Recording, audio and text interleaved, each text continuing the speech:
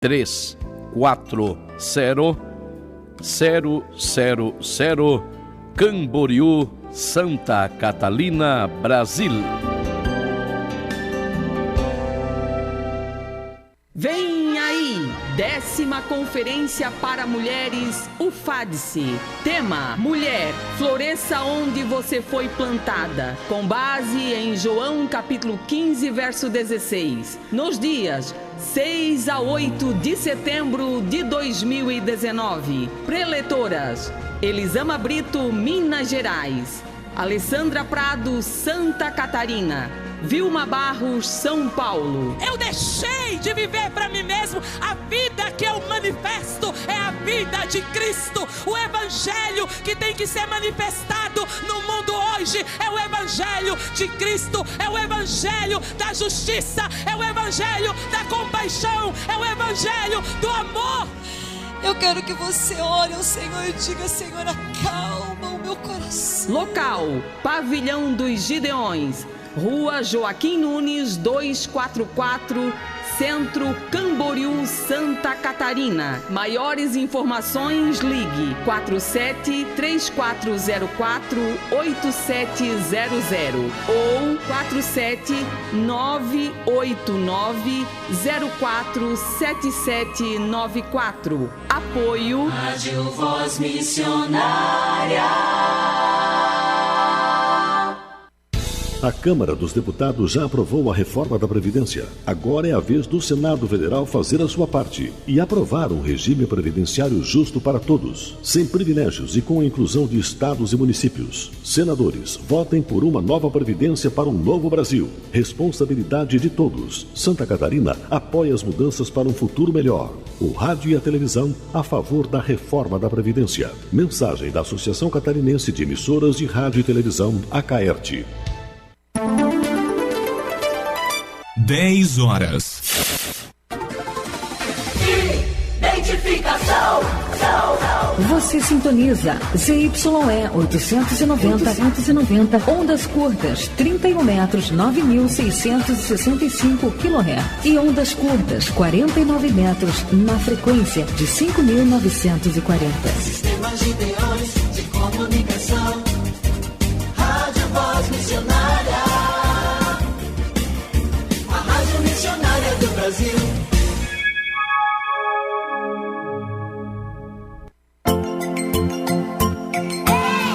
Vamos à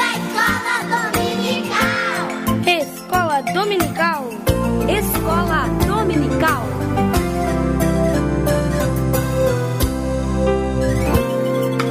Vinde, alunos, vinde estudar. Vai começar agora no seu rádio a nossa Escola Dominical. Escola Dominical.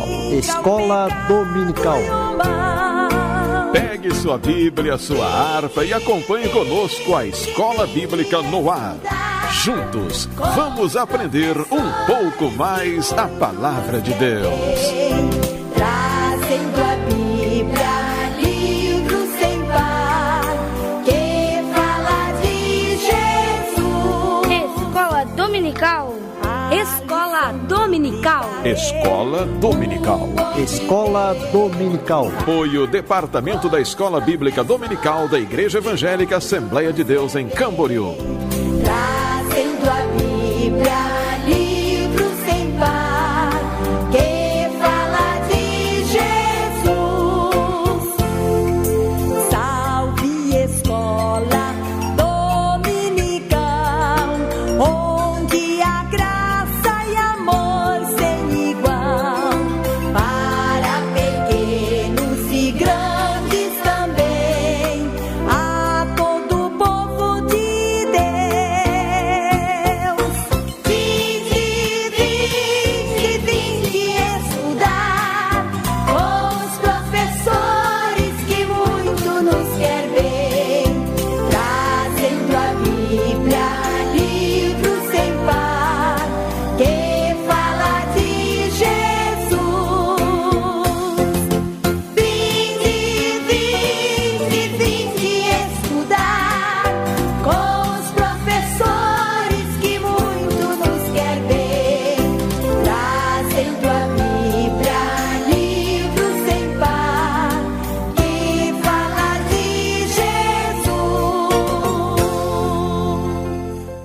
princípio era o Verbo, e o Verbo estava com Deus, e o Verbo era Deus.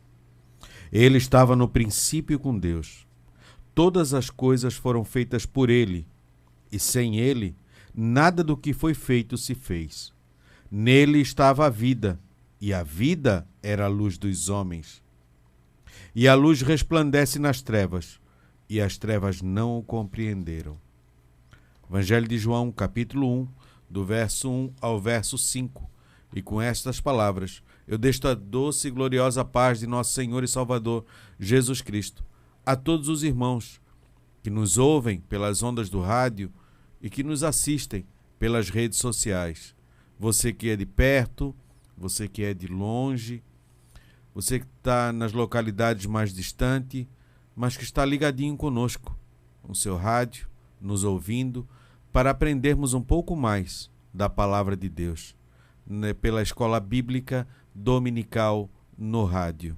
Você que está pelas ondas redes sociais, muito obrigado por estar nos acompanhando. Na técnica de som, o irmão Will já tinha deixado tudo prontinho, vai ser o irmão Will, e o nosso professor, evangelista irmão Eliel Uller, já está conosco, já esteve na congregação nossa aqui perto, congregação do Rio Pequeno, já esteve dando aula ali, hoje sobre a mordomia do tempo, que é o tema da nossa lição, e agora já está conosco para a segunda etapa, a segunda aula. Amém. Paz do Senhor, presbítero Fabiano. Paz do Senhor, querido. O Will, obrigado Will por ter vindo, obrigado por você estar aí. E a todos os irmãos, obrigado por ter ligado seu rádio, obrigado por estar conectado conosco. E hoje uma aula muito importante sobre a mordomia do tempo. E o tempo é um presente, por isso que esse momento se chama presente. E nós vamos aprender aqui sobre a importância de saber aproveitar bem esse tempo, no que investir o nosso tempo, para que a gente tenha uma vida melhor aqui e uma recompensa na eternidade. Já estivemos ali no Rio Pequeno, como o presbítero Fabiano já falou, e foi uma bênção. Pastor Júlio Mafra, presbítero Milton, né, e toda essa coordenação ali, o Cristiano. Deus abençoe, obrigado pelo convite. E assim que precisar de mim de novo, nós estaremos aí, se Deus quiser. Amém. Vamos dar início então hoje da nossa lição de número 8, 25 de agosto de 2019, a mordomia do tempo. Antes nós vamos orar, isso já vou passar para o irmão Eliel, para fazer a oração. Se quiser orar, pode orar. Pode ficar à vontade. Deus, obrigado, Pai, por essa manhã de domingo que o Senhor nos deu saúde. Obrigado pela vida do Fabiano, do Will, obrigado por minha vida, pelos nossos alunos que acompanham conosco. Obrigado, Jesus, que mais uma vez o Senhor venha se fazer presente, dirigindo as palavras, colocando em ordem na nossa mente, para que saia de nossa boca edificante, para que todos saiamos melhores dessa aula, que todos possamos ser abençoados e melhores pais, melhores filhos, melhores esposa, melhor funcionário, melhor patrão, melhor obreiro, melhor pastor. Deus, nós precisamos melhorar em muitas áreas. Estamos em reformas. Precisamos da tua doce companhia. Só o Senhor pode nos dar, Senhor, a tua presença e a paz que nós precisamos para viver neste mundo. O teu jugo é suave, o teu fardo é leve. Em nome de Jesus nós te louvamos. Amém. Como eu já tinha falado, nossa lição de número 8, o tempo. A mordomia do tempo. O nosso texto áureo se encontra em Efésios, capítulo 5, verso 15 ao verso 16, que diz assim: portanto, vede prudentemente como andais, não como nécios, mas como sábios, remindo o tempo, porquanto os dias são maus. E a nossa verdade prática: não se pode recuperar o tempo perdido. Por isso, é indispensável aproveitar diligentemente o tempo que Deus nos concede.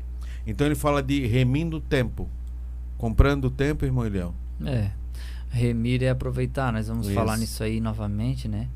Só que nós vemos que a brevidade da vida é muito clara. Salmo 90, que é o salmo do tempo, né? Tu reduz o ser humano ao pó e dizes: volte ao pó, filho dos homens, pois 1000 anos aos teus olhos são como o dia de ontem que se foi, como a vigília da noite. Então a gente vê que aqui vai dizer que é como um sono, como a relva que floresce de madrugada. Versículo 6, de madrugada viceja e floresce, à tarde murcha e seca. Essa tarde aqui é a velhice e o momento em que a gente vai se despedindo. Como diz um certo pensador, a gente até os 20 anos a gente cresce e se prepara, o corpo se prepara para reproduzir. Dos 20 aos 50 a gente se reproduz e trabalha incansavelmente. Isso. E depois dos 60 e tantos a gente prepara para desembarcar. Então não tem como escapar da morte. Jesus não vindo, vamos morrer de velhos, né? Ou de outra forma aí, mas não escapa. A questão é, a vida é curta, a vida é breve e a gente deve aproveitá-la da melhor maneira possível. O tempo passa muito rápido. De repente, estivemos aqui, hoje é domingo de novo. Quando você menos espera, olha aí, é sexta-feira.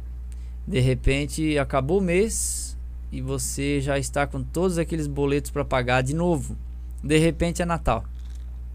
E quando você menos espera, começa as propagandas de ovos de Páscoa e você vê que vai dar Páscoa também. E a gente vê que aquela que estava grávida já ganhou e o filho está andando. É incrível, né? E de repente ele vai para a faculdade, logo casa e você é avô. E você é avó já. E de repente você é bisavó, bisavô. E de repente a vida acabou. Então a gente tem que aproveitar de modo que essa vida vale a pena para as pessoas que estão próximas a nós. E principalmente Deus nos deu a vida e deve valer a pena para Deus nos deixar viver. Como diz o Salmo 88, o salmista dizendo: Deus, não deixa eu morrer, porque ninguém vai te louvar na sepultura. Que lucro o Senhor vai ter em me deixar morrer? Pois eu vivo, valo mais a pena. É isso que o salmista diz e é isso que deveria ficar claro para Deus. Deus, me deixa viver, porque vivendo eu estarei fazendo bem às pessoas, dando exemplo, falando coisas importantes e fazendo algo que edifique a vida do outro. Isso é remir o tempo. Amém. A nossa leitura bíblica em classe encontramos no livro de Eclesiastes, capítulo 3, verso 1 ao verso 8. Tudo tem seu tempo determinado, e há tempo para todo propósito debaixo do céu. Há tempo de nascer, tempo de morrer, tempo de plantar e tempo de arrancar o que se plantou. Tempo de matar e tempo de curar. Tempo de derribar e tempo de edificar.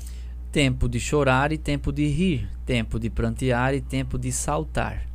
Tempo de espalhar pedras e tempo de ajuntar pedras. Tempo de abraçar e tempo de afastar-se de abraçar. Tempo de buscar e tempo de perder. Tempo de guardar e tempo de deitar fora. Tempo de rasgar e tempo de coser. Tempo de estar calado e tempo de falar. Tempo de amar, tempo de aborrecer, tempo de guerra, tempo de paz. Então tudo há um tempo determinado. É isso que Salomão está dizendo. Ele está falando que as coisas acontecem, ele percebeu como que a vida funciona, e como ele percebeu que ele era meio filósofo, ele percebeu que a vida funcionava dentro de um tempo e que havia tempo para tudo, né, o que se intentava fazer, ou seja, ocasião. A palavra tempo, dependendo aqui, mas nesse texto ela se refere à ocasião, circunstância. Então há oportunidade, ocasião, circunstância para tudo, ou seja, tudo tem o seu tempo para acontecer.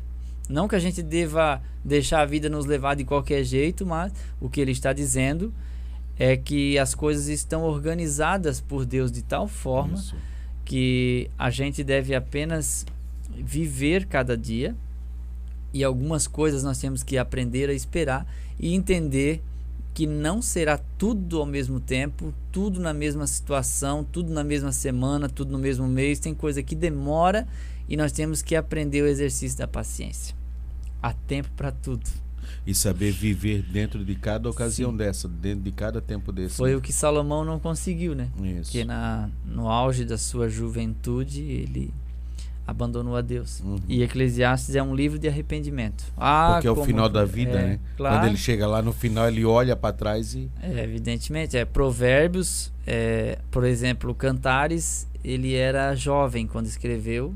Provérbios, ele estava na meia-idade, e Eclesiastes, ele estava velhinho.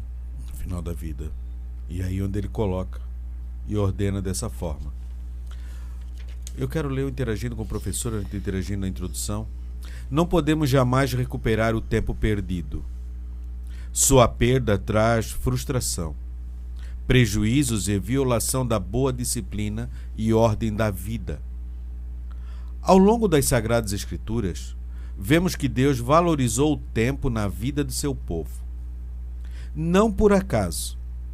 Na lei, ele orientou o povo a disponibilizar um tempo para o trabalho, para o descanso e para a família.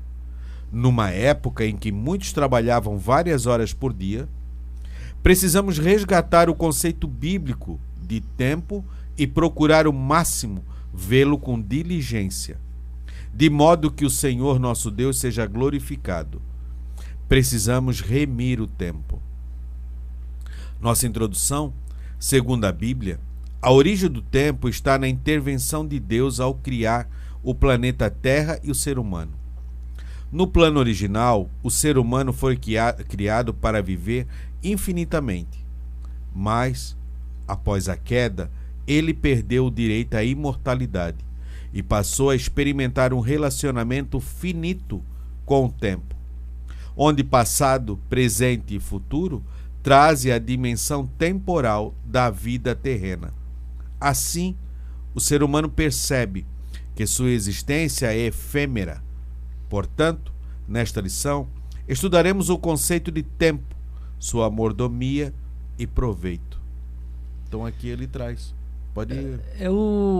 A questão da medição do tempo, a importância do tempo, passou a existir depois da queda. Isso. Já que o homem passou a ser finito, né? Passado no suor teu rosto comerás o teu pão, até que tornes ao pó. Então esse limite de vida é que fez com que o homem passasse a medir esse tempo. E essa medição de tempo é o que faz a gente notar que o tempo passa. O tempo é como o vento passa e a gente percebe ele, né, na superfície da pele, né, através dos sentidos, do tato, e também o agito de árvores e assim por diante. A gente sabe que a gente não vê, mas a gente sabe que está passando. O tempo é assim também, não é uma coisa visível, é abstrato, mas que nós sabemos que ele passa porque existem minutos, existem horas, dias, semanas, meses, são a forma que a gente usa para mensurar o tempo, né? E esse tempo que a gente vai falar aqui é esse tempo que nós vamos prestar conta diante de Deus. O uso adequado ou o uso inadequado. O bom uso do tempo é uma coisa que a gente deve priorizar, né? E porque depois não dá mais para voltar, né? Pessoas que dizem, se eu pudesse... Quantas vezes eu já ouvi isso? Se eu pudesse voltar no tempo, eu não faria isso. Eu não faria mais aquilo. Só que a gente aprende no decorrer do tempo, que a gente vai adquirindo experiência, e a gente sempre diz, né? Eu gostaria de ter hoje, né, a minha mente de 40 anos, mas o meu corpo de 20. Porque eu ia fazer tudo diferente. Se a minha idade biológica fosse 20, mas a minha idade mental fosse 40, por causa da experiência. Então, uma forma de a gente viver isso já é, por exemplo, eu tenho quase 40. Eu olhar para as pessoas que já têm 60 e aprender com elas. O que elas dizem é importante, porque elas já viveram 20 anos a mais do que eu.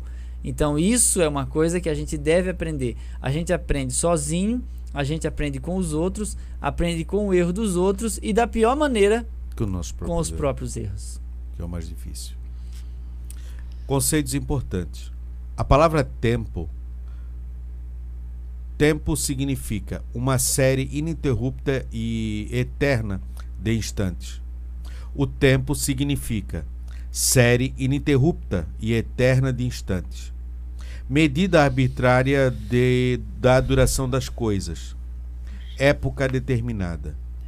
Ele é a duração dos fatos e é o que determina os momentos, os períodos, as épocas, as horas, os dias, as semanas, os séculos, etc. Nesse sentido, a palavra tempo pode ter significados vários, dependendo do contexto em que é empregada. O tempo também é sinônimo de época, período de prazo, tempo musical, tempo verbal.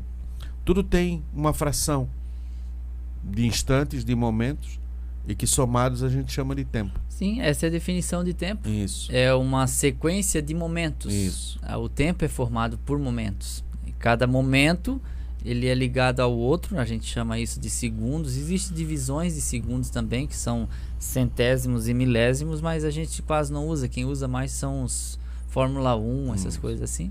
A nossa contagem é segundos, minutos, horas, dias, semanas, meses, anos, décadas, séculos, milênios e assim por diante.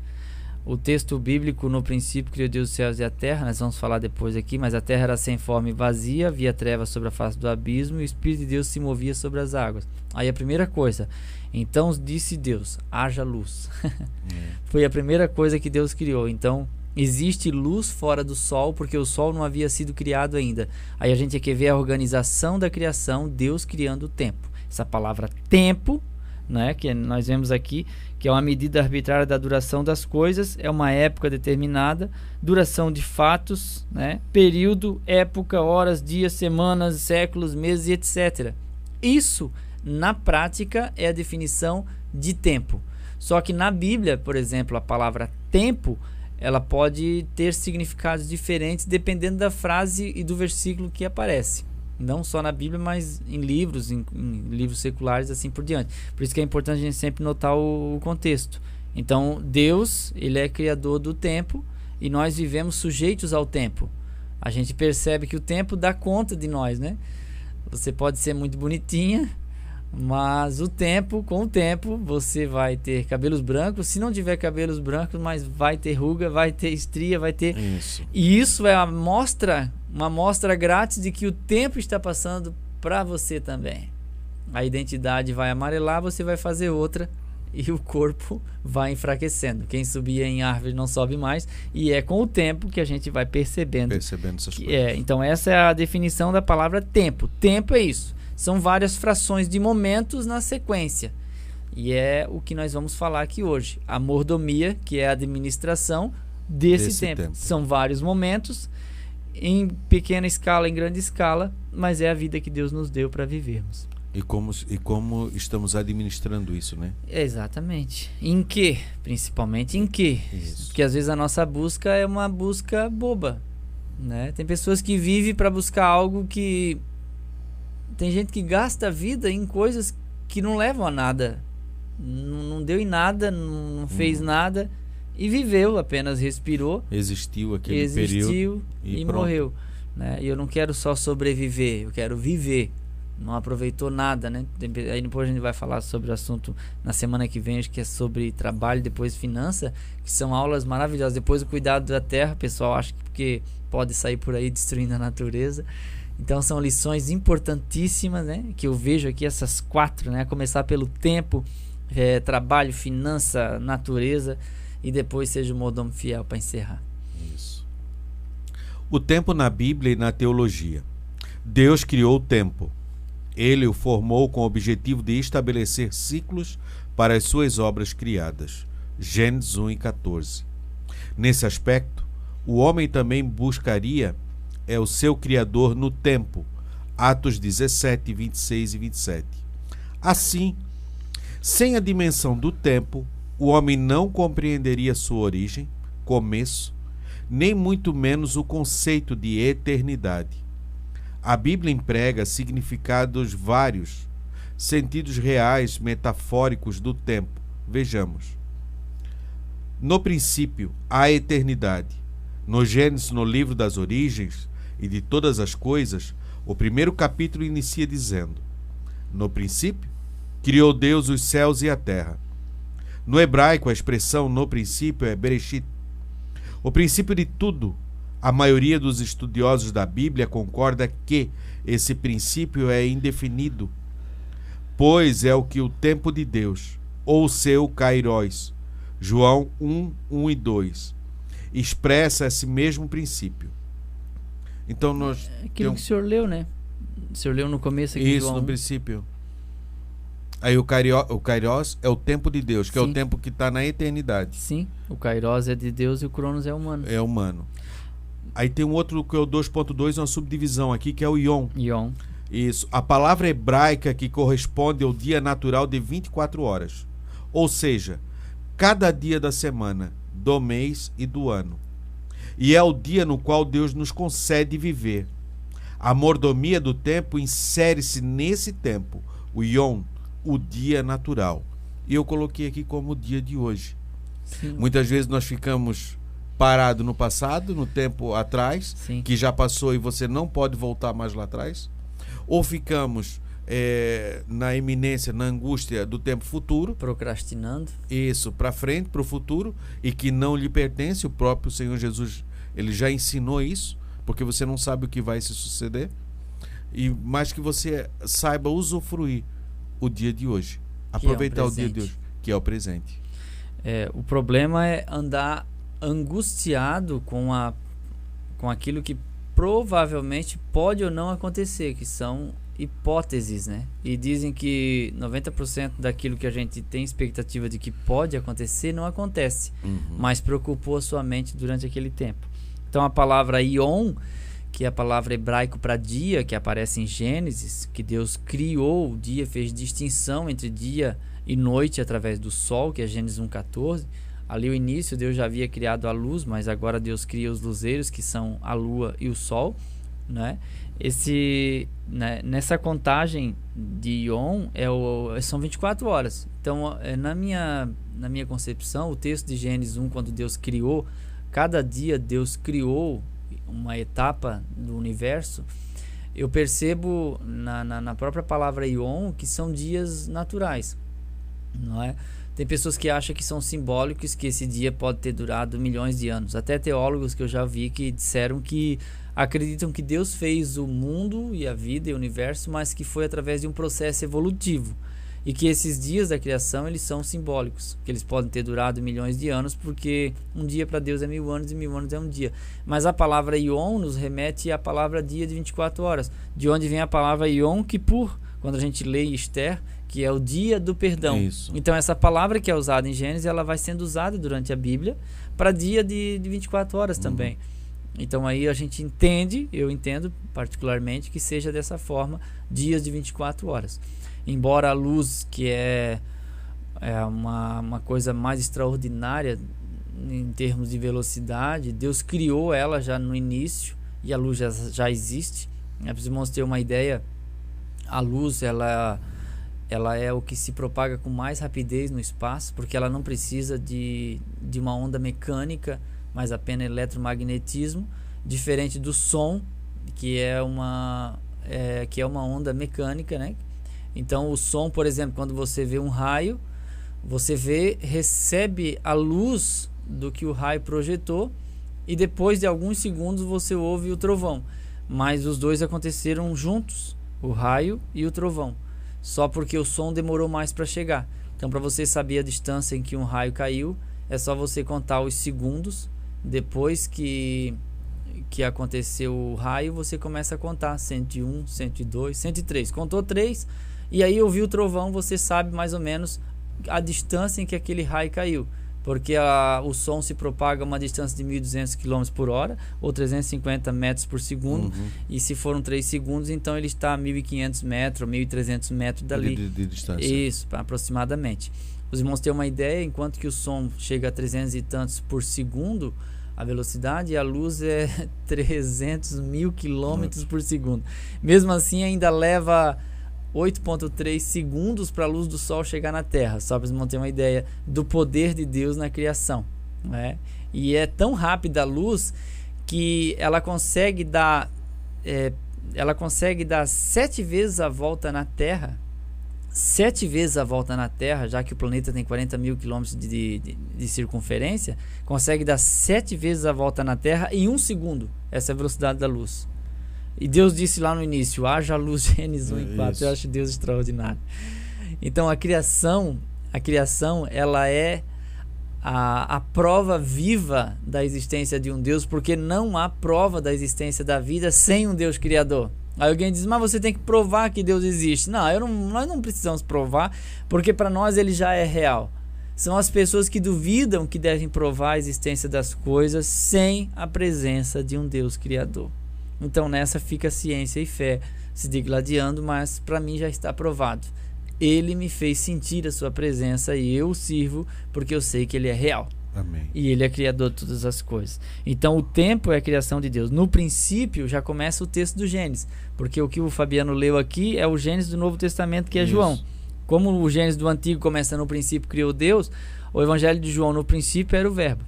O Verbo era Deus, estava com Deus, como se fosse uma nova criação, só que agora a sua igreja na terra, como se fosse uma nova criação. Isso, preparando agora para retornar ao Éden novamente. Exatamente. Então aí nós temos a palavra no princípio, que é Bereshit, que é Deus que cria os princípios. Então Deus é o criador do tempo. Ele é atemporal. Deus está fora do tempo, que é os dois termos que nós vamos ver aqui na sequência. Mas ele cria o tempo. Então a Bíblia não tenta provar que Deus existe, mas a própria narrativa já começa colocando Deus na existência do homem, como se ele de fato absolutamente existisse. Então não existe um versículo na Bíblia que diz assim: agora nós vamos ver a probabilidade de ser Deus existente ou não. Não existe isso. Deus é absolutamente existente. Até porque ele criou todas essas coisas, mas não tem nada dele disso, né? Como está lá em Romanos, né? Deus criou todas as suas coisas pelo seu divino poder, pela sua palavra. Né? Sim, a própria palavra de Deus. Isso. Por isso que Jesus é chamado de palavra. Isso. Porque essa palavra que Deus usou, haja luz e houve luz, essa palavra também faz com que Cristo seja essa palavra, já que ele é o verbo. O verbo é que mantém uma ligação, uma frase de unção. Ela vai ligar o sujeito ao predicado. Então, essa ligação entre Deus e o homem, ela é feita por meio de Jesus. Isso. O 2.3 diz assim: Cronos é o termo grego para o tempo, que pode ser medido, contado e definido. Na teologia é considerado o tempo do homem, isto é, o tempo cronológico. Além de incluir o dia de 24 horas, também refere-se a semanas, meses, anos, décadas e etc. É o tempo que pode ser medido, dividido, analisado ou estudado. Nesse sentido, o salmista escreveu: ensina-nos a contar os nossos dias, de tal maneira que alcançamos coração sábio. Salmos 90, 12, 14. E aí nós temos o Kairos, é o tempo de Deus, que só pode ser definido por ele mesmo. O apóstolo Pedro revelou que, para Deus, o tempo não pode ser avaliado com as mesmas categorias humanas de medição. Mas, amados, não ignoreis uma coisa, que um dia para o Senhor é como 1000 anos, e 1000 anos como um dia. 2 Pedro 3 e 8. Jesus também ensinou que não se pode definir o tempo de Deus, Kairos, e disse-lhes: não vos pertence saber os tempos ou as estações que o Pai estabeleceu pelo seu próprio poder. Agora aqui tem um problema: se o tempo de Deus é diferente do tempo do homem, como conciliar esses dois pontos? Como se alinhar? Como você saber? Porque como falou como Salomão falou lá em Eclesiastes, que nós lemos ali no texto, na leitura bíblica em classe, eles têm tempo para todas as coisas ordenadas. E você precisa saber viver dentro desse tempo e saber o que está acontecendo. Como é que você vai, como é que a gente vai encontrar isso aí? É o Cronos e o Kairos, né? O Cronos, para deixar bem claro, é de onde origina a palavra cronologia, que é o tempo humano. E o Kairos, que é a palavra grega também, refere-se ao tempo da eternidade, porque um dia para o Senhor é 1000 anos e 1000 anos é como um dia. Deus é atemporal. Nós estamos contando as horas e os minutos, e parece que quanto mais a gente conta, mais demora para passar, quando esperamos alguma coisa. Quando estamos felizes, o tempo passa que a gente não vê. Quando estamos tristes, ele demora a passar. Quando você espera um ônibus, o tempo não passa, né? E aí demora muito, e assim por diante. E quando a gente espera no que Deus prometeu para nós, aí mesmo é que demora demais. E aí a gente se agarra naquele provérbio lá, que a esperança demorada enfraquece o coração. Eu vou enfraquecer, aí eu vou desviar. Não, você não vai desviar, porque o tempo de Deus não é o nosso, e ele nos conhece. Enquanto não encontramos o Kairos, que é o tempo de Deus, ficamos no Cronos, que é o nosso tempo, adquirindo a maturidade, que é uma coisa muito importante para aquilo que Deus vai nos dar. Quando houver maturidade, Deus vai fazer com que haja o encontro entre você e a bênção. você e o cumprimento da promessa. Não é? Por exemplo, há promessas que a gente vai tê-la aqui em vida, mas há promessa que nós precisamos morrer para ela acontecer. E isso é claro na Bíblia. Quando a gente vê Abraão, a tua semente será como as estrelas do céu, ele não viu, ele só viu estrelas. Isso. A descendência dele, ele não viu porque ele morreu antes. Morreu com 175 anos, não viu a descendência numerosa, que chegou a milhões e milhões de pessoas, fora os que vieram morrendo e nascendo ao longo dos anos, que são chamados de semente de Abraão. Mas a promessa de Deus permaneceu firme. Então o problema é a gente olhar para o Cronos e achar que o Kairos deve se submeter ao Cronos, mas é ao contrário, não é? O Cronos é que se submete ao Kairos, porque Cronos, que é a logia, que é a nossa maneira de medir o tempo, ela está sujeita ao tempo de Deus e não ao contrário, porque Deus é maior. Então, como Deus é maior, a gente não deve esperar no tempo daqui, mas esperar no tempo de Deus. E o tempo de Deus, ele não é o nosso tempo. Isso. E não é como diz o próprio hino, né? O tempo de Deus não é o meu tempo. E aí a gente sabe que livre o vento pode soprar, mas chega a hora de Deus se aprontar e fazer alguma coisa. A gente vê pessoas que esperaram anos, né, por um filho, se espera anos, né, por um casamento, pela esposa que ainda não apareceu, o marido. Até eu brinquei no Rio Pequeno que uma mulher até os 20 anos, ela fica no Salmo 40, né, esperei com paciência no Senhor, homem também. E depois dos 20 até os 30, ela fica no Salmo 6,3. Estou em tremenda angústia, né? Ou então no Salmo 70. Apressa-te. E depois dos 30, então, ela fica naquele João 6,37. Todo que o Pai me dá virá a mim e de maneira nenhuma o lançarei fora. Então é basicamente isso que acontece conosco. Às vezes é a espera para sair de um aluguel, às vezes é a vontade de adquirir um carro, às vezes é um ministério que não flui, às vezes é um filho que não cresce ou que está passando uma dificuldade, você espera que Deus resolva e aí parece que o tempo não passa e Deus parece que não está vendo. Mas na verdade Deus às vezes se cala, mas ele não fecha os olhos. A Bíblia diz que o guarda de Israel não dorme, não tosqueneja e não cochila. Então cedo no relógio de Deus, ele virá nos socorrer. Tarde sempre no nosso relógio. É aquilo que Pedro disse, que Deus fará a justiça, embora tardio para convosco. Daí tem gente diz assim, não, mas Deus nunca tarda e nem adianta, Deus chega na hora certa. Deus chega na hora certa, Kairos. Mas no Cronos, para nós aqui, ele está atrasado. Senhor, se o Senhor tivesse aqui, meu irmão não tinha morrido. Tinha morrido. Por onde é que o Senhor estava? Marta, Marta, tenho dito isso. Se credes em mim, verás a glória de Deus. Sim, mas o meu irmão está morto. O teu irmão está morto, mas ressuscitará. Sim, eu sei, mas no último dia, lá depois do juízo. Não, ele vai ressuscitar agora. Tira a pedra.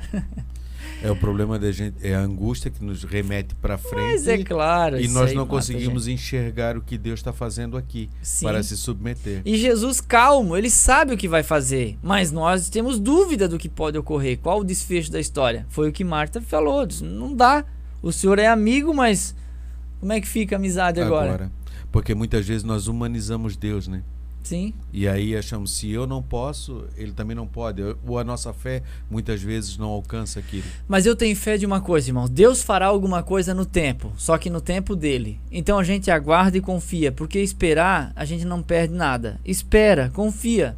Ao tempo de Deus, as coisas vão mudar.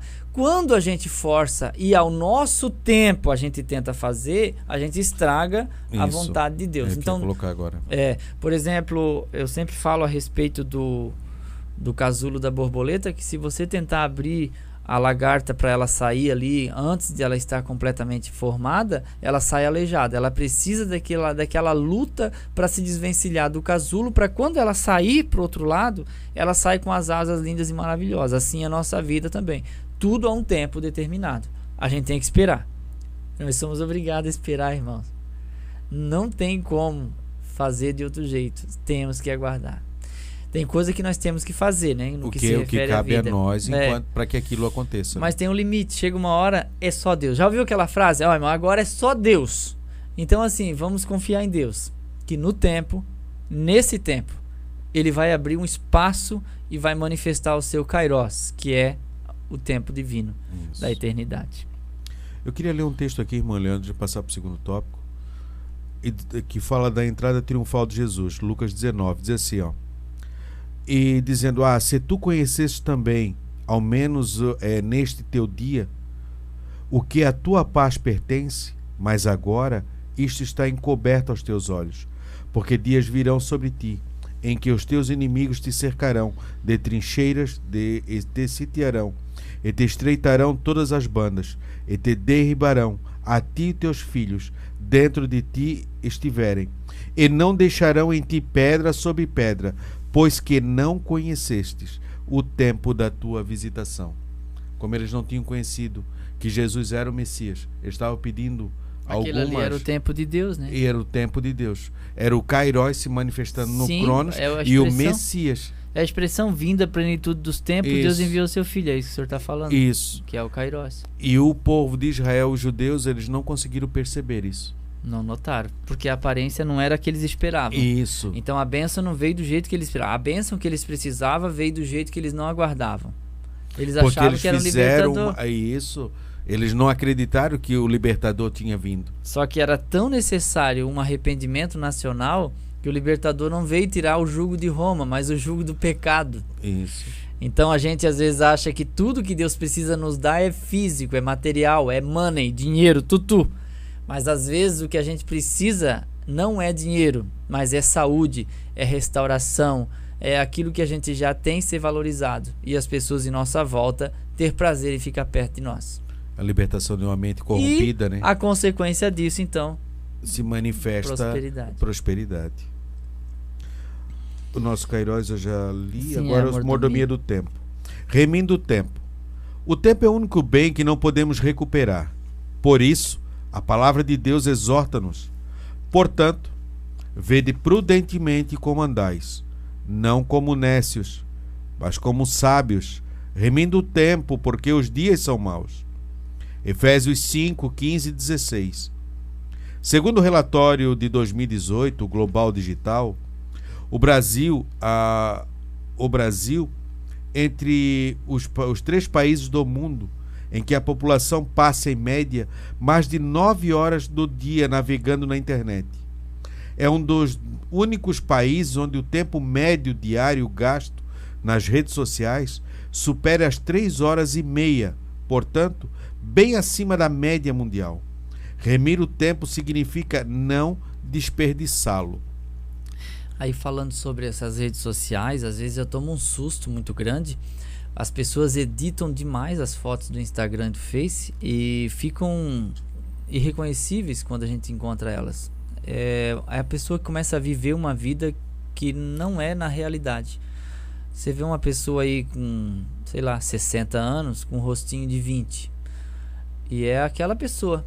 Aí você encontra ela na rua, você diz, mas é você mesmo? Sou eu.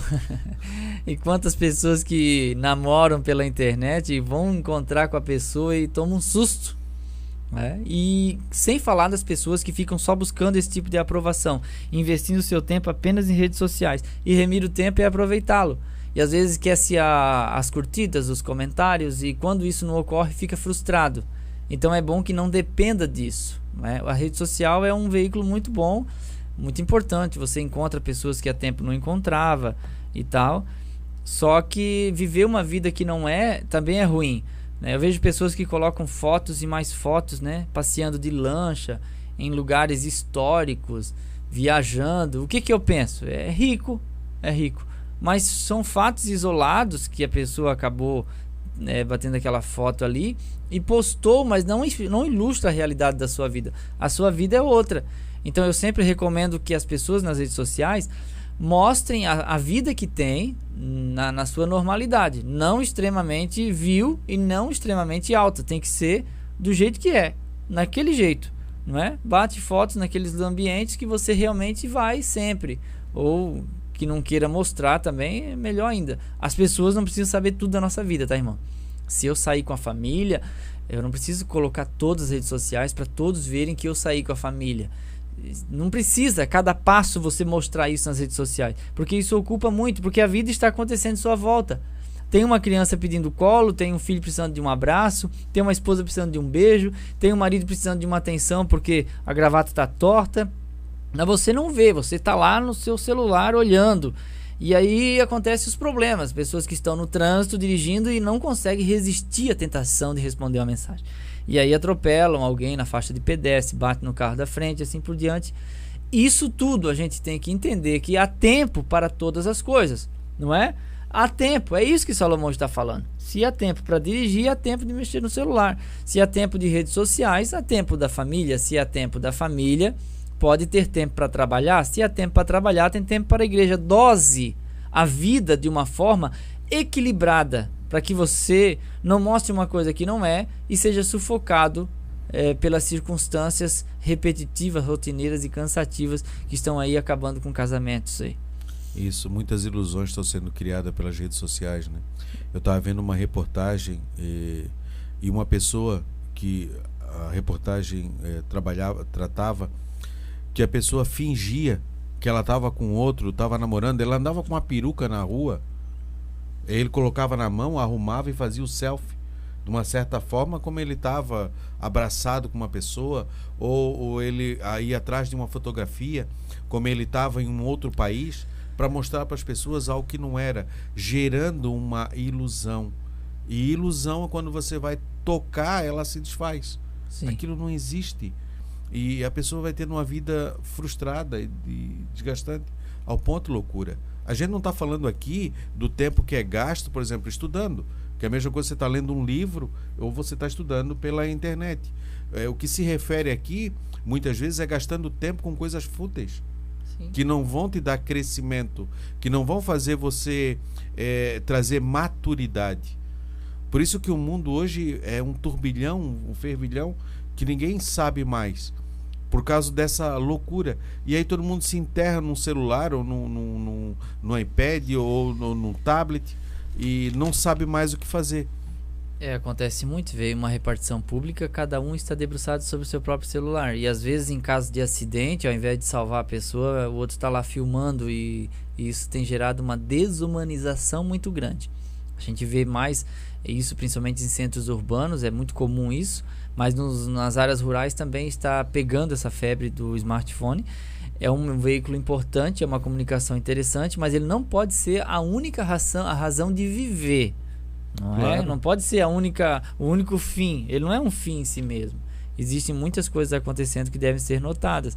E aí, como diz aquelas frases, né? Acabou a luz lá em casa, eu descobri que tinha família. Isso. Justamente porque não tinha. Não tinha internet, não tinha nada, foram obrigados a conversar, né? Exato. Uma coisa interessante, quando deu o terremoto no Chile, há uns anos atrás, e eu vi a reportagem, a repórter ali, e um chileno daquele, uma família daquela, porque era um lugar rico do Chile, era um lugar valorizado do Chile, de pessoas de uma classe alta, financeira alta, e ele colocou isso, uma coisa boa se tirou do terremoto. Nós moramos aqui há tanto tempo, temos os vizinhos e nós não nos conhecia. Agora nossas casas estão destruídas, nós estamos sentados nessa cadeira e todos nós passamos a nos conhecer. E eu achei muito interessante aquilo, aquela colocação dele. Disse, agora nós estamos todos reunidos. Aí tinha uma roda assim, e estava ali conversando, tomando algo, não sei se algo parecido com chimarrão ou tal, mas estava todo mundo ali. Tinham perdido tudo por causa do terremoto, né? Não tinha o que fazer, e estava todo mundo se divertindo, se conhecendo e vendo. E isso é saúde. Porque hoje o que acontece? As pessoas moram em condomínios e não conhecem o vizinho do apartamento ao lado. E isso é uma característica dos tempos modernos. Às vezes se isola-se em condomínios fechados, em condomínios de luxo, mas não se tem paz.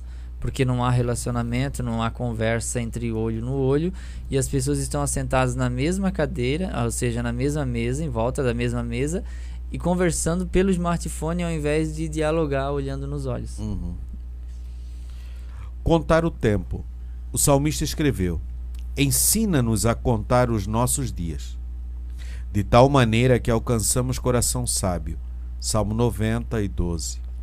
Será possível contar os dias? Entender que são limitados, finitos e terrenos é conscientizar-se do nosso limite humano. Não somos, pois, seres infinitos. Nosso Senhor declarou: não vos inquieteis pelo dia de amanhã, porque o dia de amanhã cuidará de si mesmo. Basta cada dia o seu mal. Mateus 6:34. Aprendemos, pois, a contar o tempo que Deus nos deu. Ser diligente, aprender. E conscientizar do limite, porque tem gente que esqueceu que vai morrer. Quando a gente vê o desprezo, o descaso, a pessoa esqueceu que vai morrer. Esqueceu que fede, esqueceu que é limitado, que é pó. E às vezes pela condição social, pelo nível de escolaridade ou pelo grau de eclesiástico que ocupa, a pessoa acha que pode sair pisando em todo mundo. Então é importante a gente entender e ensinar os filhos. Às vezes eu ouço aquela frase interessante que diz assim que uma mãe está com um menino e tem uma pessoa, um gari do outro lado da rua varrendo, e ela diz assim: meu filho, estuda para você não ser igual aquele varredor de rua lá. E ao lado tem uma mãe que diz assim: meu filho, estuda para você aprender a valorizar cada profissão, porque cada profissão ela é importantíssima para o funcionamento das coisas. Então a gente entender que somos limitados, finitos, vamos virar pó, e que não compensa menosprezar alguém por qualquer razão, seja ela qual for. Se você está em um nível melhor, porque o conhecimento não é para humilhar as pessoas, mas para encantá-las, como diz Mário Sérgio Cortella. Então é importante a gente ter isso em mente. Contar o tempo, aproveitá-lo de modo que alcance um coração sábio. Cada dia eu aproveitá-lo e me tornando melhor como pessoa, sabendo que eu sou finito. O tempo não pode ser mais reaproveitado porque ele já passou, mas eu posso reinterpretar meu passado de modo a não cometer os mesmos erros no futuro. Por isso que a gente deve aprender com o tempo. O tempo, ele nos ajuda em alguns aspectos, mas em outros ele atrapalha. Para algumas pessoas que são magoadas ou traumatizadas, o tempo não passou, está parado. Por isso que se chama transtorno pós-traumático.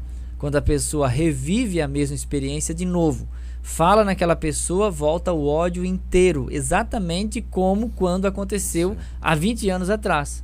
Então isso é um transtorno pós-traumático. A pessoa sofreu um acidente de trânsito, não dirige mais, porque cada vez que entra no carro e segura no volante, ouve estilhaços de vidro quebrando e presencia de novo aquela cena. Isso é um transtorno pós-traumático. O tempo não apagou. Precisa haver um exercício, uma dessensibilização, né? Tem que haver uma terapia psicológica ou uma busca pelo poder de Deus para que Deus cure isso, para que a pessoa possa viver a vida ali por diante. Porque se ficar vivendo de passado a vida inteira, você não terá um futuro. O passado não pode ser mudado, ele pode ser reinterpretado. Se a gente não cuidar, de vez em quando volta algumas coisas do passado de novo e fica estragando o nosso presente, você pensando. Só que tem gente que briga por causa de tudo. Eu disse ali no Rio Pequeno, tem gente que briga por causa de 2 folhas de bananeira que cresceu no terreno do vizinho e passou pro terreno do outro. Tem gente que briga por causa daquilo ali. Gente que faz caso de coisas supérfluas, R$10, R$20, briga-se, divide-se famílias inteiras por causa de uma herança que não vai mudar a vida de ninguém. E o tempo está passando e a gente não está sabendo aproveitar, destruindo esse momento, né, com as nossas atitudes e aceitando a atitude do outro que deixa se influenciar, e a gente acaba destruindo o presente que Deus nos deu. Não deixe que o passado destrua seu presente e nem o futuro venha acabar com o momento que Deus te proporcionou. Fica parado, suspenso. O tempo continua andando e você está suspenso. Né? É isso que o senhor leu aqui, ó, contar o tempo. Isso. Esse você contar o tempo é isso, é você aproveitá-lo e entender que somos limitados, finitos e terreno, e conscientizar-se do nosso limite humano. Nós não somos eternos aqui, nós somos limitados, vamos morrer, né? Você também que está me ouvindo vai morrer também. Pode ser o maior homem de Deus, irmãos, nunca pense assim: esse aí não vai morrer. Gente, ele é de carne e osso. Para de achar que as pessoas são deuses, para de pensar. Essas pessoas ficam doentes também. E quando você percebe que no café da manhã tem mais remédio do que pão, pode saber, você ficou velho também. Mesmo crente, irmão. Mesmo crente. Essa é a realidade do funcionamento da vida. Não dá para evitar. Então, quem somos nós para desprezar alguém? Sim. Para menosprezar o outro.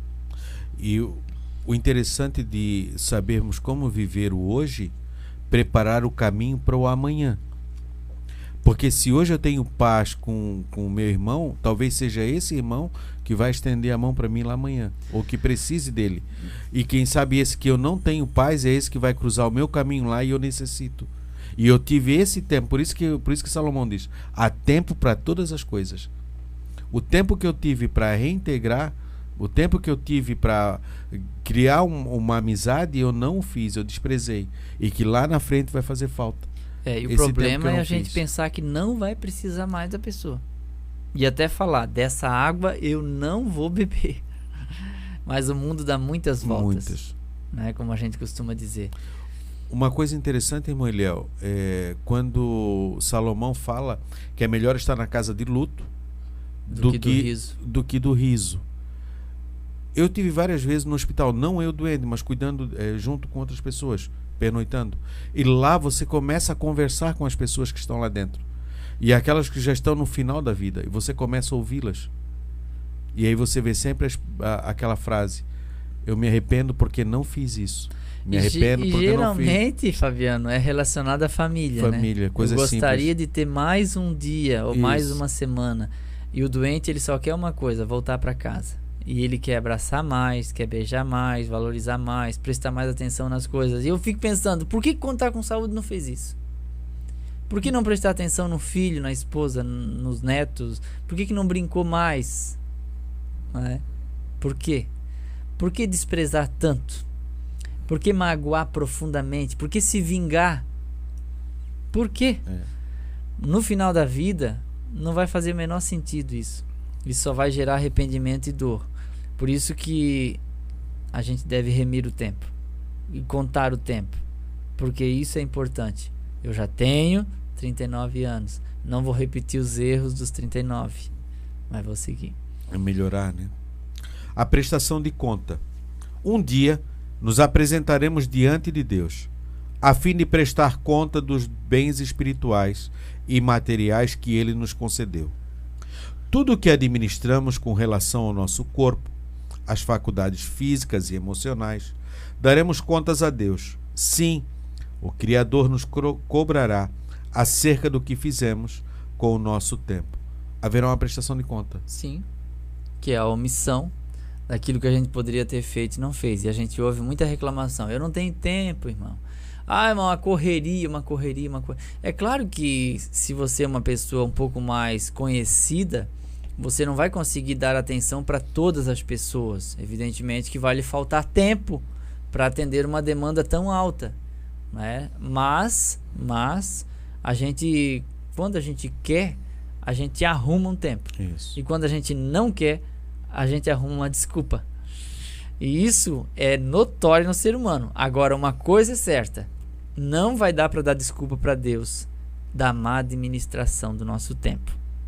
Quando a gente faz algo que a gente gosta, que aquilo dá prazer, a gente se empenha. Sim, é prioridade, né? A gente se empenha. Se não sendo, a gente não empenha. E uma coisa interessante, e Satanás sabe disso, e ele usa as mesmas armas. Quando Moisés chega para Faraó e diz assim: nós queremos 3 dias no deserto, para que possamos fazer uma festa para o nosso Deus, para que possamos adorar. E aí Faraó, certo, pensou consigo mesmo: esse povo está tendo tempo demais para pensar em Deus. Vamos botar eles trabalhar mais. Vamos botar eles trabalhar mais. Antes nós dava palha e dava isso e aquilo. Eles só amassavam e dava quantidade de tijolo. Agora eles vão ter que buscar palha, buscar isso, aquilo e dar a mesma quantidade de tijolo. E abaixo de açoites. E parece que hoje usa as mesmas técnicas. Cada vez mais trabalho, cada vez mais isso, cada vez mais aquilo, e cada vez mais angustiante, e cada vez mais, e as pessoas não têm tempo. É só sobrar um tempinho que a gente gasta em bobagem. Já quer fugir? Já, a gente já gasta em coisas. Só que em alguns casos é importante, como nós vamos ver na sequência aqui. Mas em outros casos é um tempo perdido, né, com coisas banais e bobas. Como aproveitar bem o tempo? Use o tempo para Deus. O crente especialmente os obreiros, precisam reservar tempo para Deus. São momentos da vida devocional diária, a oração e estudos da palavra que não pode faltar em nossa vida piedosa. 1.1.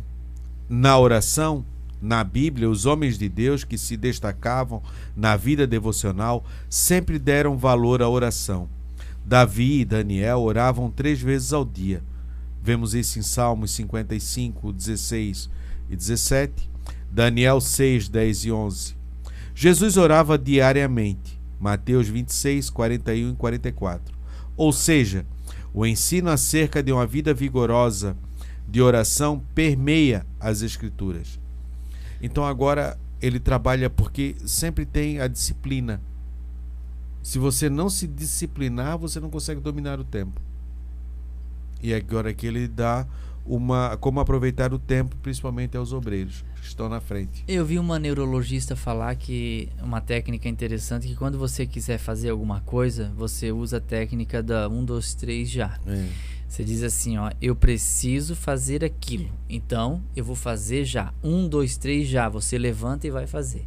Porque se você ficar como eu faço às vezes, eu me acordo mais cedo do que o normal, e eu fico naquela, vou dar mais um cochilinho. Aí cochila 2, 3 minutos, aí cochilo de novo. Eu vou ficando. A minha esposa não, a minha esposa despertou o relógio, ela joga a coberta pra cima de mim e ela já sai andando. E eu não consigo, eu sou mais parecido. Fica rolando no lado. Eu sou muito enrolado para levantar. Seja de manhã, seja tarde, então eu sou mais enrolado. Mas a gente tomar aquela postura e virar um hábito aquilo. Isso. Então assim, a Bíblia não diz que a gente deve orar só de joelhos, só em pé ou só sentado. Quando o Espírito Santo desceu na manifestação do dom de línguas, em Atos 2, eles estavam assentados. Quando Jesus orou Getsemane, ele orou de joelhos. Paulo também orou de joelhos, mas ele disse, quero que os homens orem em todo lugar, levantando mãos santas, sem ira, sem contenda. Mas ele também diz em Tessalonicenses 5,17, que nós devemos orar sem cessar. Então a nossa vida, nosso espírito deve estar ligado com Deus em oração continuamente, sem cessar, sem cessar. E é uma coisa importante isso, que às vezes a gente diz, eu não vou orar porque é só 10 minutos, então nem vou orar. Aí não ora nem o 10, né? Porque acha que é tão pouco. Isso. Né? Mas essa conexão com Deus através da oração é importantíssima. E não seja aquilo mecânico, né? Repetitivo, mecânico, mas que seja algo com raciocínio. É a mesma coisa quando a gente vê em 1 Samuel 1, quando a Bíblia fala de Ana, que diz assim, e perseverando ela em orar, Eli atentou para a sua boca, que só moviam os lábios, mas não saíam palavras. Quer dizer, ela perseverava continuamente pelo desejo de ter filhos, pela busca da vontade de Deus para a sua vida, e ela fez isso em oração. Ela só conseguiu a cura para o coração dela quando ela buscou a Deus em oração. Mesmo que o templo estava sendo presidido de uma certa forma direta pelo sumo sacerdote Eli, e os seus filhos eram pervertidos, nesse mesmo templo ela levantou-se da sua condição e orou e perseverou na oração. Então assim, a circunstância da igreja que você congrega não te impede de orar. Eu não vou orar porque essa igreja é muito fria, é uma igreja que tem pecado. Bom, você não vai prestar conta dessa igreja, você não é o pastor. Você faça a sua parte, vá buscar a Deus e deixa que Deus vá prestar conta, que as pessoas vão prestar conta diante de Deus do que eles fazem. Isso. E aí a Bíblia diz que ela, nessa situação, ela foi orar e perseverou em oração. E o lugar que ela foi mais magoada foi na casa de Deus, porque ela foi interpretada como bêbada, e isso pelo pastor dela, que era Eli. Mas ela foi muito sábia, muito querida, porque ela disse, não, meu Senhor, não tenha-me por serva, a tua serva, por serva de Belial. Eu não sou filha do diabo, não. Eu estou orando porque eu estou falando com Deus sobre a amargura da minha alma. E Deus atendeu. E ali ela conquistou o profeta civil, que ele tinha feito algo errado, e ele lançou uma palavra sobre ela. Sim, que o Senhor e essa palavra que ele lançou, né, lhe trouxe a importância da gente ser sábio diante das situações e dos tempos. Foi sábia naquele tempo ali. E oração não é para competir, irmãos, e nem para estar falando. Eu orei 3 horas essa madrugada. Porque eu orei. E nem para mostrar para os outros que a gente ora. Tem gente que ora igual o fariseu, ora para mostrar para os outros que é espiritual. E essa oração é boba. Jesus disse que se você orar em pé nas praças, já recebeu recompensa. Mas quando orares, fecha teu quarto e ora em secreto a teu pai que te vê. E ele que te vê Ele te recompensará. Amém. Na oração, 1.2, na leitura da palavra. A Bíblia declara que Davi tinha prazer em ler a palavra de Deus. Salmos 119, 97. E escondê-la em seu coração. Salmos 119, 11. Todo crente que ama a Deus tem prazer em meditar na palavra divina. O obreiro do Senhor precisa ler e estudar a Bíblia diariamente para edificação pessoal, bem como preparo na doutrina, ensino, exortação, orientação, advertência à Igreja de Cristo. Sem a leitura da Bíblia, você não tem a renovação da sua mente, você não consegue ver a si mesmo, porque é ela que revela quem é você a si mesmo. O Espírito Santo, ele faz isso. Nós estudamos isso na lição do tabernáculo, na pia tem essa comparação. Quando você lava, a Bíblia é a água que lava. Jesus fala isso aos discípulos, né? Vocês já estão limpos pela palavra, né? Sim. Então a necessidade de você ter o seu tempo da palavra de Deus, que daí você vai saber como você orar de maneira correta. Por isso entra dentro do teu quarto, seja sincero. Aí você pode ali rasgar. Sem máscara. Isso. Pode orar sossegado, porque Deus já sabe de tudo. A gente diz, mas isso aqui eu não vou falar porque eu tenho vergonha. Como um amigo meu disse que eu tenho vergonha de chegar diante de Deus e falar o que eu realmente sou. Mas eu chego acanhado, ajoelho e digo, Senhor, não dá para esconder, eu sou isso aí. E é tão bom quando a pessoa tem esse reconhecimento. Então eu sempre digo uma coisa: não adianta você colocar seu filho de castigo lendo o Salmo 119. Ele não vai gostar de ler a Bíblia assim, acredite em mim. Ele não vai gostar. Para ele pode até virar um pregador, mas ele vai pregar o Salmo 118 e o 120, nunca o 119, porque você o obrigava a ler. Ele não vai se tornar, mas é porque lá numa cidade tal, o menino apanhava para ler a Bíblia e hoje ele gosta. É uma exceção. Porque tudo aquilo que para você era um castigo, hoje você não quer que se repita. Então, não adianta, desobedeceu, vai ficar de joelho e orar. Vai ficar de joelho orando. Ele não vai gostar de orar de joelho também. Então, a gente tem que ensiná-los fazendo eles ver a gente fazer. Porque os filhos da gente, irmãos, eles não fazem muito o que a gente fala e manda. Eles fazem o que a gente faz. Então, é bom que você leia a Bíblia para o seu filho ver. Que você estude a Bíblia para o seu filho ver. Que você tenha Bíblias de várias versões. Que você possa ler o mesmo texto em cada uma delas. Isso é estudar. Porque ler a Bíblia é bom, mas estudar é melhor ainda. E a oração é a mesma coisa. O filho vê-lo, você orando, é melhor do que você mandar ele orar. Porque às vezes tem muita gente que manda, mas ele mesmo não faz, né? Manda o filho ler a Bíblia, mas não lê. Manda para a igreja, mas não vai. E eu tive um aluno que ele levava os filhos para a escola dominical e voltava para casa a pé. Quando ele chegava em casa, já dava na hora de ir buscar de novo. Buscar os filhos. Aí eu pensava, eu estou muito ruim, que eu não consigo fazer com que esse irmão fique na escola bíblica dominical. Às vezes você vai lá e leva o filho para a escola dominical, vai para casa assistir o Auto Esporte, vai ver seus programas favoritos, e você está dando a entender para o seu filho que a igreja não é um lugar bom, porque você não fica. E quando a gente vê a celebração da Páscoa, eram tudo coisas feitas, não eram coisas faladas.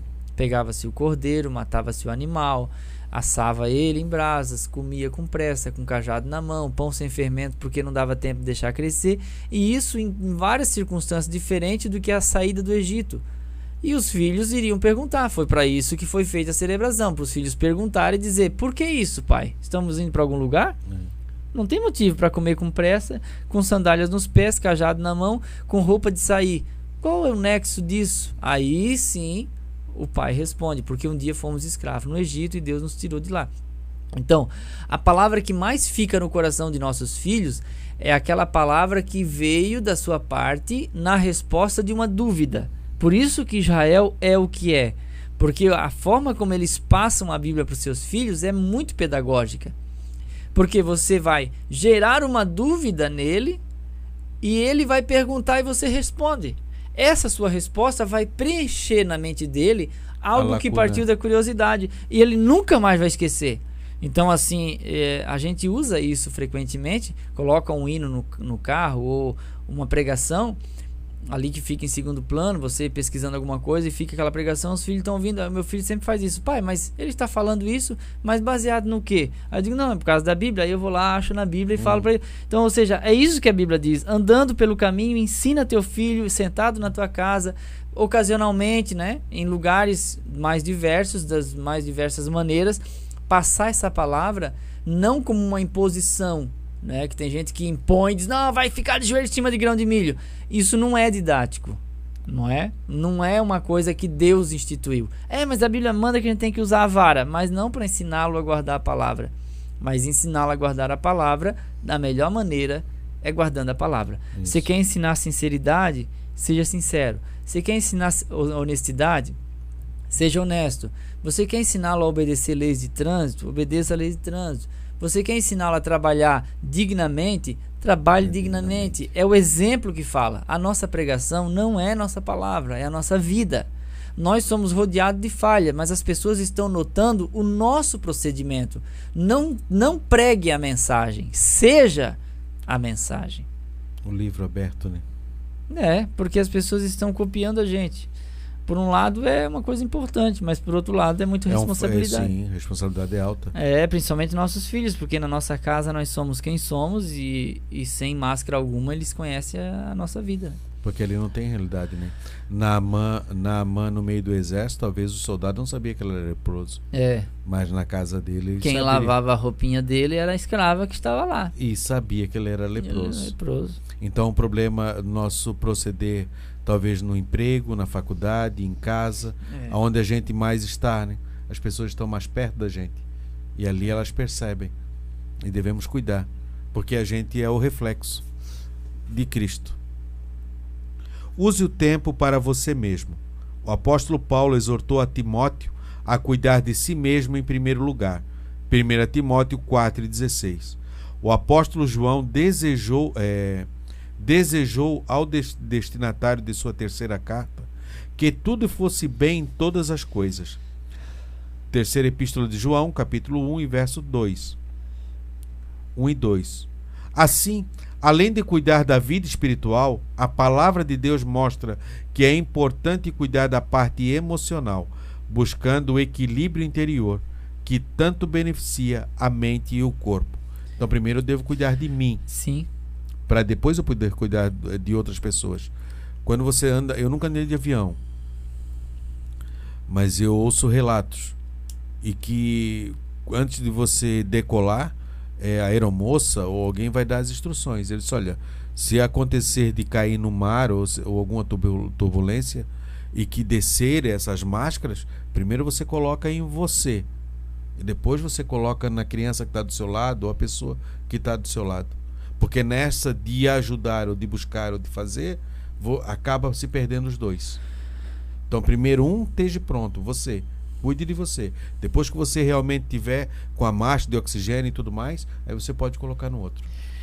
Tem gente que não fuma, muitos, né, que eu conheço, não fumam, não bebe nenhum tipo de bebida alcoólica, não come açúcar, não ingere açúcar, não bebe refrigerante, não come carne gordurosa, né, faz exercício físico, tudo certinho. Só tem um detalhe: é ansioso demais, estressado demais. Gente, o estresse contínuo equivale a 2 carteiras de cigarro por dia tranquilo. Você vai morrer, mesma coisa, antes de ficar velho ainda, pelo nível de estresse. Se você é estressado, sai mais cedo de casa. Se você é ansioso, ansiosa, procure disciplinar seu coração. Se você é inseguro, ciumento, porque daí a gente é pego na emoção, aí adoece o corpo, mesma coisa. Cuida de você mesmo. Cuida de você mesma. Você gosta de fazer alguma coisa? Você gosta de quê? Você gosta de comprar tapete? Você gosta de passear no shopping? Você gosta de pescar? Você gosta de costurar? Você gosta de limpar uma casa para se sentir limpa? Você gosta de passear com a família? Alguma coisa que você gosta de fazer, faça de vez em quando. Cuide de você mesmo. Porque se você passar a vida toda só fazendo o que agrada aos outros, só servindo os outros, você vai deixar de ser você mesmo e não vai cuidar de si. Se você está sempre dizendo não para as pessoas quando deveria dizer sim, e sempre dizendo sim para as pessoas quando deveria dizer não, você não vai se sentir mais a pessoa que você é. Vai se sentir uma outra coisa pela qual as pessoas obtêm alguma coisa. Aí quando você descobrir que as pessoas gostam do que você faz e não do que você é, aí mesmo a sua vida acabou. Por quê? Você se dedicou demais ao outro e gerou uma expectativa alta. O dia que eu ficar doente, todo mundo vai vir me ver. Vai nada. Vai sua esposa. Vai ficar lá. Como diz um pastor, o dia que você morrer, só sua mulher vai chorar. E olhe lá. E às vezes você se doa demais para as pessoas. É bom se doar para as pessoas, mas com limite. Você tem um corpo, uma estrutura, uma mente. Você precisa de um reconhecimento para você continuar fazendo o que faz. Por que você faz o que faz do jeito que faz? Porque você tem que ter uma motivação correta. Ser apenas um ativista não vai tornar você uma pessoa saudável. Você precisa fazer o que você gosta, pensar em você mesmo, comer alguma coisa que você... Parece que tudo que é gostoso faz mal e engorda, né, Fabiano? É. Mas de vez em quando você tem que abrir uma exceção e comer alguma coisa que você gosta. Ah, mas tem coisa que faz mal. Faz mal. Ah, um pastel faz mal, porque isso, aquilo. Mas eu gosto de pastel, então eu vou comer pastel de vez em quando. Faz mal? Depende, né? Depende. Mas o que eu quero dizer com isso é que tem coisas que dá prazer para nós, que são boas, que a gente deve usufruir. Cuida de você mesmo, cuida da sua própria vida. Às vezes você está tão preocupado em pregar bem que esquece de viver o que prega. Você está tão interessado em crescer no ministério que não percebe que está explorando igrejas, que está ofendendo, que está desmarcando uma agenda para marcar outra. Você está deixando um lastro negativo na caminhada, feio, não é? Quer enriquecer e está roubando, feio. Não cuida de si mesmo, feio. Está sendo desonesto. Vai conseguir algum dinheiro? Vai. Mas depois vai acabar tendo que deixar tudo aqui antes de sair. Vem a consequência depois. Então, às vezes, não vale a pena um pouco de prazer, né, por um prejuízo muito alto. Mas vale a pena você investir um tempo para você mesmo. Ficar sozinho, né, descansar, dormir um pouco até mais tarde e dormir mais cedo, comer uma coisa que gosta, ir a um lugar que você gosta, fazer alguma atividade que você gosta. Isso é tirar um tempo para você mesmo. É importante porque isso investe na qualidade emocional, psíquica, que é muito importante. Sabe que tem pastor estressado? Prega e está estressado? É só canseira. Só canseira. Trabalha na construção da igreja, trabalha fora, tem a mulher, tem os filhos, tem o problema de todo mundo. Ele chega no culto de ensino e machuca todo mundo. Isso. Por que ele machuca? Ele está estressado. Porque ele já está estressado, machucado. Está estressado. Às vezes o casamento dele não está bem, a igreja não quer nem saber, não se importa, ninguém pergunta como é que ele está. Ninguém diz assim, pastor, vem cá, eu quero orar pelo senhor. E aí você fica nessa sua isolação, no seu isolamento emocional, e você não cuida de si, não cuida da sua aparência, não cuida da sua saúde física, não faz um exame. Quando vai descobrir que tem problema na próstata, já está podre. Já não tem mais recurso. Nunca fez um exame de sangue para saber como é que está o colesterol, glicemia, triglicéridos, nada. É só fazendo a obra. O Senhor cuida de mim. Não vai cuidar você do seu corpo, não. O Senhor vai cuidar. O Senhor faz a parte dele. Você tem que se cuidar, meu filho. Você tem que se cuidar, minha filha. Você, irmã, se cuida. Seja tão ansiosa assim, porque você vai morrer e teu marido vai casar com outra. Ele não vai ficar sozinho, não. Eu sei que não vai. E vai usar as roupas que você tá aí que não usa, ela vai usar. E as porcelanas que você guarda, ela vai tirar do armário e vai pôr na mesa. A toalha rasgada que você usa pra família, ela vai jogar no lixo e vai pegar aquelas novas que você não usa, vai pôr na mesa pra família. Use o que você puder. Você tem condição? Viva melhor, pelo amor de Deus. Cuide de si mesmo. Se preocupe com a sua saúde, com a sua própria vida, porque o que nós podemos fazer, Deus não faz.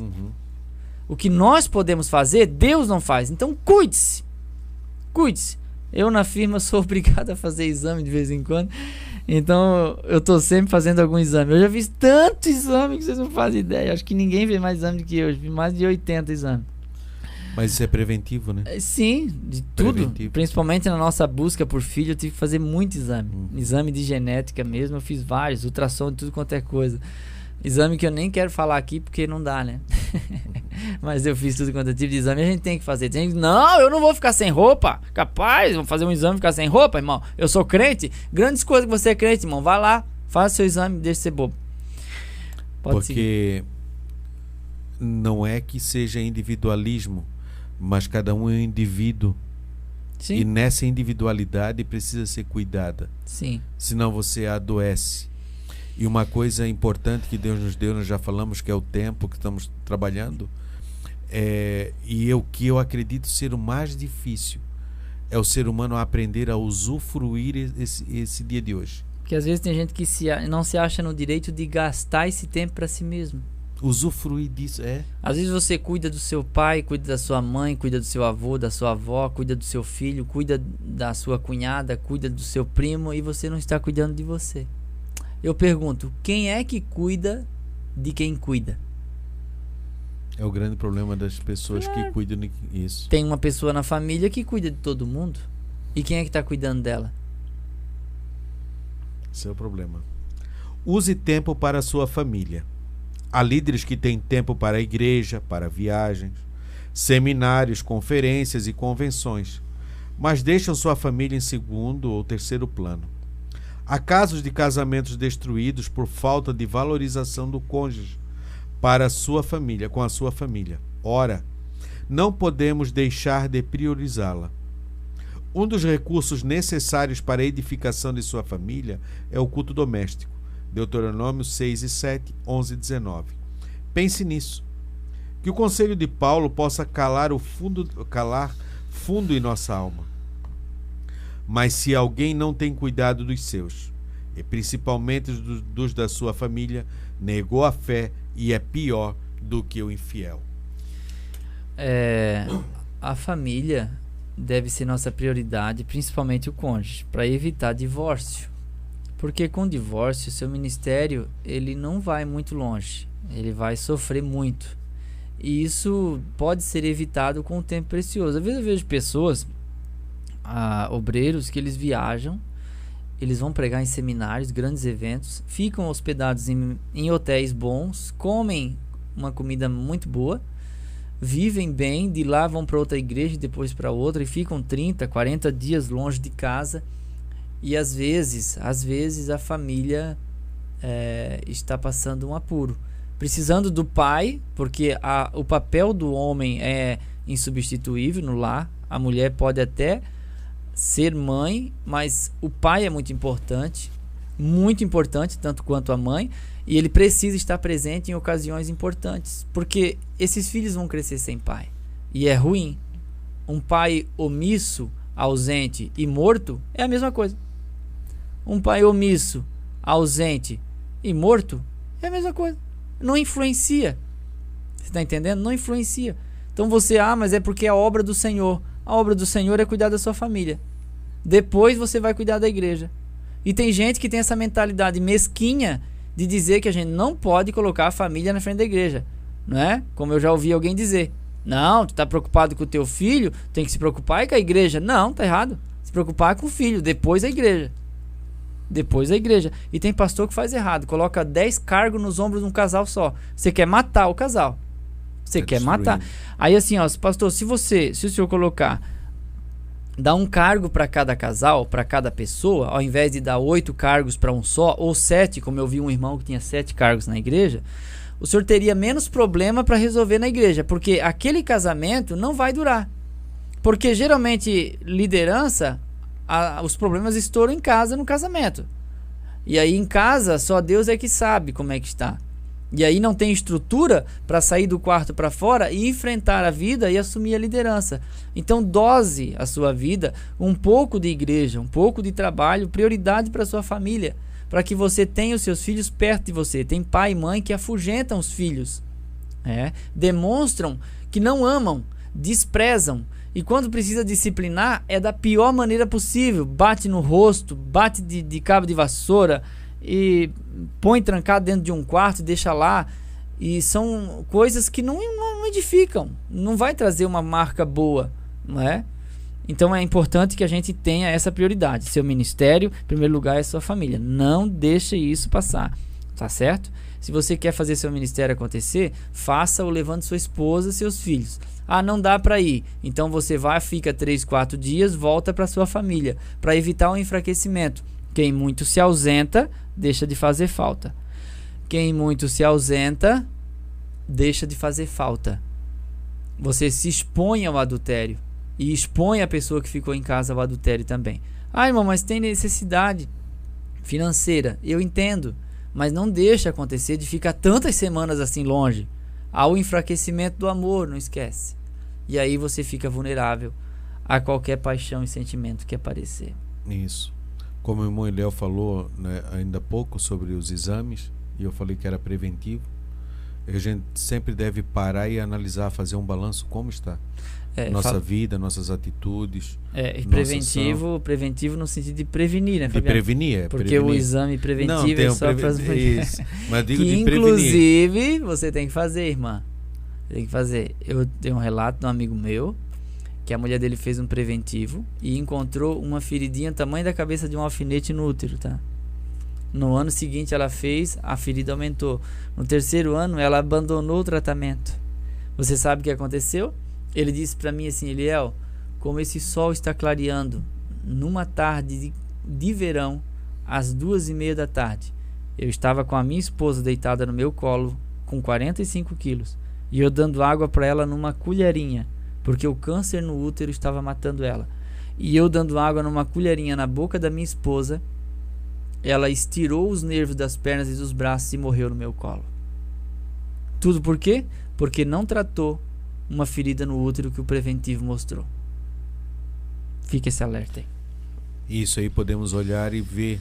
Muitas vezes nós olhamos essa ferida na nossa família e não buscamos o tratamento, né? Porque como você estava usando o exemplo espiritual, existem as feridas espirituais que de vez em quando voltam, né? Isso. Mas tem essas físicas também. E física também. Buscar esse tratamento.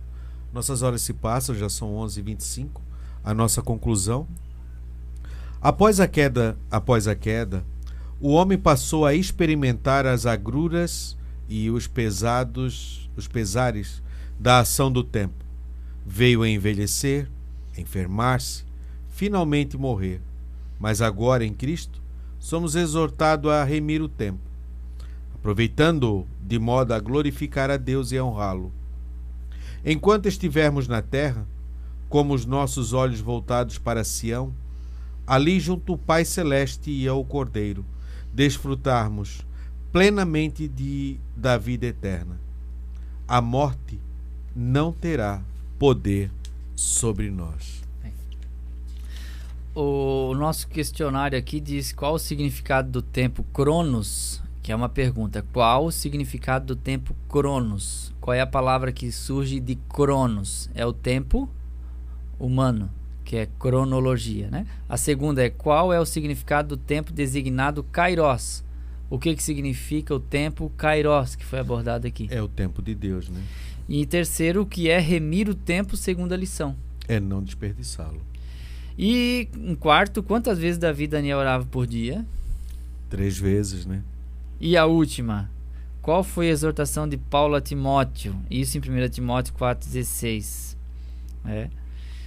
Tem cuidado de ti mesmo, em primeiro lugar. Nessa das 3 vezes aqui de Daniel, que ele orava, esses inimigos deles conviveram com Daniel por muito tempo. E estavam sempre no calcanhar dele. Deus sempre viu a forma como eles tratavam, talvez a indiferença com Daniel ou as artimanhas. E eles disseram: nós não temos nada como que acusar ele, a não ser contra a própria lei do Deus dele. E aí criaram o edito. E quando mexeram nisso, tiveram a sentença decretada. Né? Semana que vem, então, a mordomia do trabalho. Não sei se vamos mudar para 10h30, meio-dia, Fabiano. Aí a gente pode ver depois e podemos passar, ver? Né? Aí avisamos semana que vem, então. Isso. Caso a gente vá mudar a hora, para começarmos 10h30, irmãos, até meio-dia. Alguns irmãos comentaram lá que tanto faz, outros disseram que era melhor. E a gente vai ver essa possibilidade, então. E os irmãos comentem também. E se der tudo certo, combinamos aqui, né, Will? Isso. Daí começamos 10h30, mas daí a gente vai ver semana que vem ainda. Tá bom? O Will tá animado, né? Tá bem animado. Tá. É fome perto do meio-dia, né? Começa a ficar 11h28. triste, né? Tá bom, meus irmãos? Obrigado pelos irmãos que estão ligados conosco até esse momento, que acompanharam, né? Deus abençoe ricamente. Continue conosco aí na programação. Amém. Eu quero agradecer também a todos que estiveram conosco, ligadinho ou nos assistindo. Muito obrigado por tudo, por estar até agora. Vamos orar então. Amém. Para encerrar a nossa escola bíblica dominical. William. Deus, obrigado, Pai, por mais essa aula. Obrigado por nossos alunos, que nós possamos colocar em prática tudo o que falamos e ouvimos. Que o Senhor venha nos dar graça para melhorar naquela parte que nós não estamos tão bons. Nunca seremos perfeitos. Em algum ponto falhamos, eu sei disso, mas podemos melhorar. E queremos que o Senhor nos ajude a melhorar, para que possamos ser melhores como pais, como filhos, como esposo, esposa, como obreiros, como pastores, como crentes, que melhoramos como funcionários, como patrão, em todas as áreas, Pai. Abençoa-nos de forma generalizada. Nós te louvamos e te agradecemos. Amém e amém. Vinde estudar com os professores que muito nos quer ver. Acabamos de apresentar Escola Dominical. Escola Dominical. Orientação Didática, Departamento de Ensino da Escola Bíblica Dominical de Camboriú, Santa Catarina. Até a nossa próxima escola, se Deus assim nos permitir. Escola Dominical.